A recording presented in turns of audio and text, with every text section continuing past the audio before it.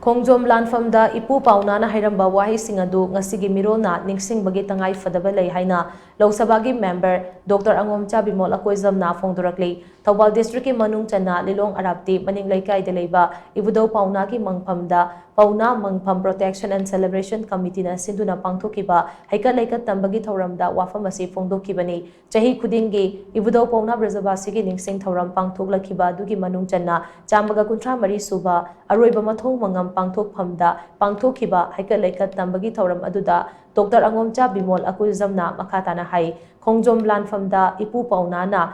Sibadi Sirani Khangi adubu ichasa chelaga sibadi phatte Maningso halaroi hairambadu ngasigi mirona nauhaunana ningsingbagi tangai fadaba lei yararoi natraga oiraroi haiba ama aikoigi wakhalonda yauriba asi aikoigi khwaidagi chawba yeknabani aikoi khudingmakna amato oina punsinduna imalaibakidamak lepminnasi haiki thauram aduda ibudogi mangphamda miyam amadi paunagi suthang paunam pisak amadi imung manunggi miyoi singsu saruyaki